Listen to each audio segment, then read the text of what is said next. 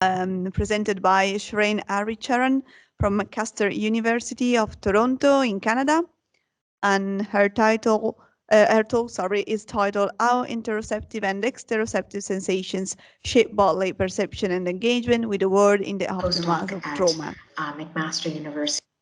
Sorry, YouTube doesn't work today. Okay, perfect. Enjoy the talk. Postdoc at McMaster University, and I'm so grateful to be here with you all today and to present at this workshop. It's such an important workshop for the field, and I'm so excited to be a part of it, but also to hear from the amazing speakers that are here as well. This is amazing, so thank you for having me. Today I'm going to be talking about sensory processing, especially through the lens of trauma and those that experience trauma, and specifically how our internal world and our external world and how the sensations that come from both inside and outside our bodies can shape how we view the world and how it looks like what it looks like for individuals that are dealing with trauma. So first, what is sensory processing? Sensory processing is the ability to interpret and organize incoming sensations from the external world and from within the body, and this includes touch information. And so sensory processing helps define the perception of our surroundings. So we use what's going on from our outside world in combination with how we're feeling internally, whether we're feeling hyper-aroused or different emotions that we feel, and we combine them to form a perception of what's going on. And touch is very important for this because it helps form the boundary between self and other and self and our surroundings. And so what do we mean by external sensory information in the external world? This is exteroceptive sensations, and this is based on the external stimuli that are acquired from our surroundings, whether it's visual, tactile, vestibular input. All of these play a key role with how we perceive the body from the outside. And then internal sensory information in our internal world, those are interoception sensations or interoceptive sensations. And this is the sense of the internal physiological state of the body, and this could be characterized by arousal, breathing changes, temperature, but also the visceral affective sensations that stem from within our body, whether it's raw fear, panic, happiness, or joy. These are all raw sensations. And together in individuals with trauma, extreme emotion dysregulation from our inner world can inform and affect how we view what's going on around us and affect sensory processing and how we view our external world, which ultimately shapes the perception of that's fired in that green center, the self perception, and how we perceive things. And so to understand this, it's really key to look at Winnie Dunn's model of sensory processing, which talked about it specifically in terms of sensitivity. Among individuals dealing with trauma, hypersensitivity to what's going on around them, the hypervigilant symptoms, people are very sensitive to what's going on around them, and the threshold to interpret sensory information is very low. Conversely, if we were to look at dissociative individuals where the boundary between self and body and self and surroundings is blurred and people have an altered perception of where they are in space, their sensory processing can often be more avoidant, or there may be a lack of sensitivity to what's going on around them. So if we look at sensory processing and trauma, I'm on the edge and the world is unsafe. Those hypervigilant symptoms, they affect how we view the world. Whereas conversely, those with dissociation that are experiencing more emotional withdrawal and, things endorsing feelings like I feel dead inside, there may be a lack of sensitivity to sensory processing, and they may require a higher threshold of tactile input or touch input to really understand what's going on and develop perceptions and be perceptive. And so it's important to understand that both internal sensation and external sensations from our external world converge at the level of the brainstem. And eventually this is relayed to the cerebral cortex for multisensory integration.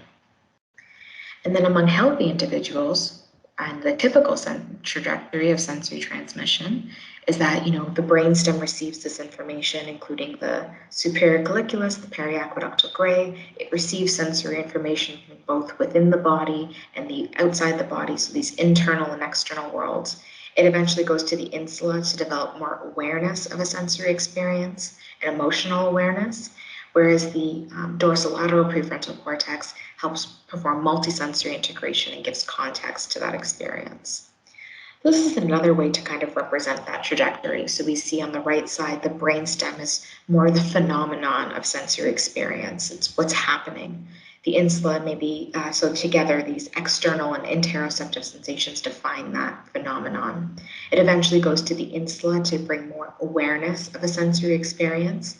And then the prefrontal cortex helps give context to it. So multisensory integration is performed. And the context guides our behavioral response. And that's when the mind and body are more attuned, is when sensory processing helps us feel more embodied. But how is this impacted among individuals with trauma? So as we talked about, the interoceptive sensations of the world and these internal bodily feelings, which are often very dysregulated among individuals with PTSD, and where there's more emotion dysregulation, lays the foundation for how we perceive what's going on around us. And so intense fear or feeling disengaged from our body, that internal world is dysregulated, which affects how we perceive the external world. And the external world is so important for that boundary between self and surroundings. Touch is key for this. It helps define that boundary so much more than many of the other sensations because it's very affectively triggering. And so both of these sensations together, when they're going to the brainstem, they help perform that perception. And what we could talk about specifically with the vestibular system, which is so responsible for balance and equilibrium and helps define how we move in space. If you don't know where you are in space, as we see with more dissociative PTSD individuals, then where there's an alteration in the perception of self and surroundings, then there's no exteroceptive processing. You can't process the external signals properly in the cortex if it's coming in more of an altered state at the brainstem. And then multisensory integration of the prefrontal cortex is disturbed as well. And so if you have if the combined interoceptive and exteroceptive input aren't translating from the brainstem to these key cortical structures, then that capacity for multisensory integration is limited, especially among individuals with the dissociative subtype of PTSD, where the sense of self is completely altered. And if you don't know where to move, it's difficult to engage and guide behavioral responses and feel embodied within the self.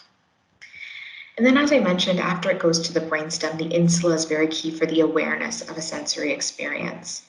And typically, the insula helps direct sensory information to the prefrontal cortex among healthy individuals. But this is altered among individuals with PTSD, where sensory information reroutes to more of the subcortex or that brainstem structures to activate the innate alarm system in the survival brain for more hyperreactivity.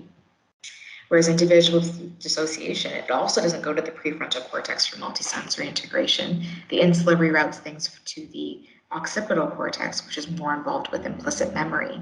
And so that requires further investigation as well, which is very interesting. And then finally, the prefrontal cortex is responsible for giving context to a sensory experience, and it helps define how we react to that as well. But it's important to know that the prefrontal cortex, it's involved with both multisensory integration, but it's also involved with emotion regulation. And that executive frontoparietal network is so key for that. So both the sensorimotor processing areas of the brain and the more introspective default mode network areas of the brain, these all converge with the executive network in a way that it activates both, it's responsible for both emotion regulation and multisensory integration.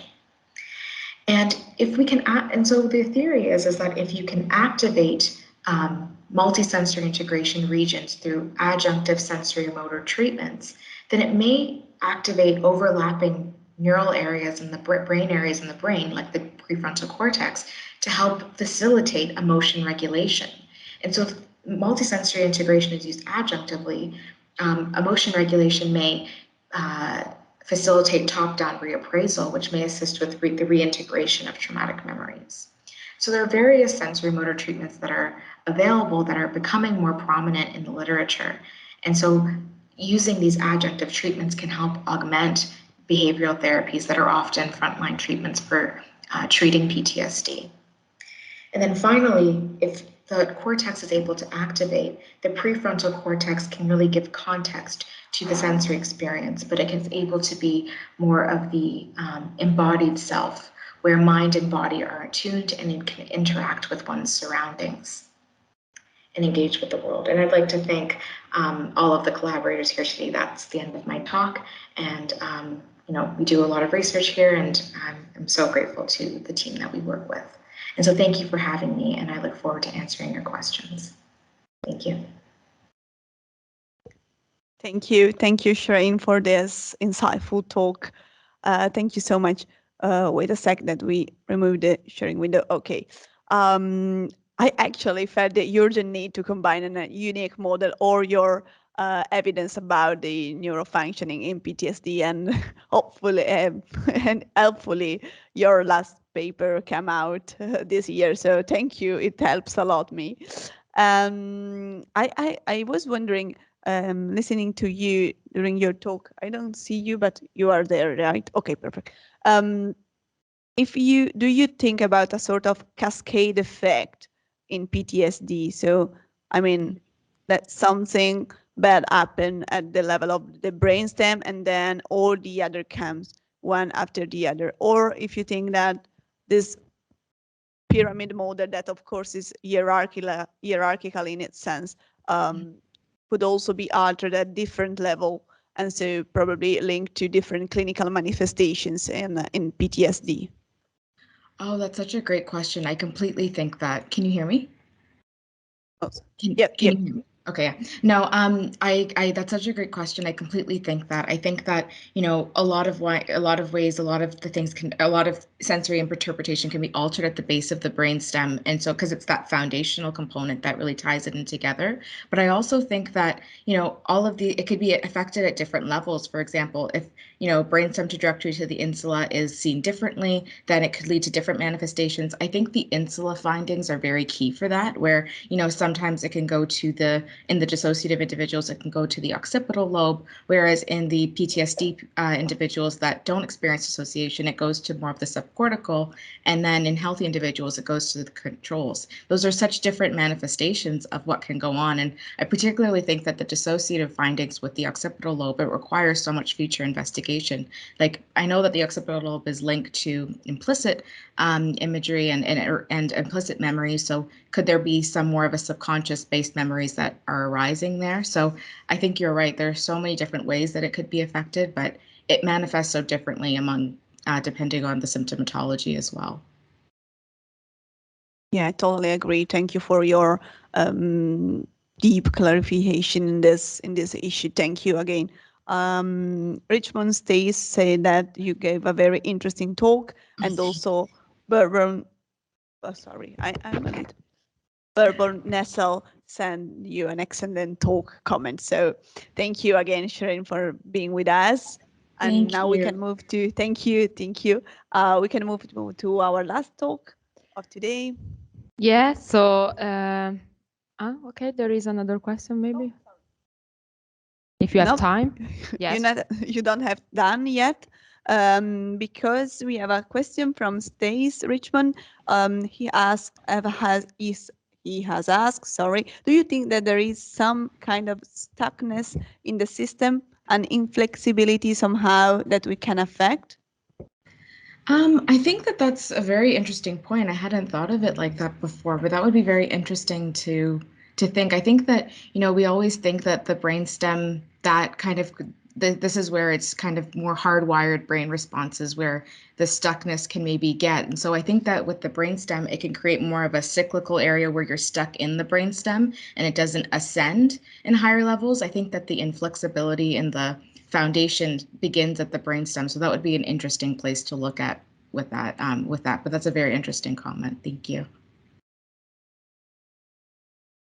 Okay, thank you so much.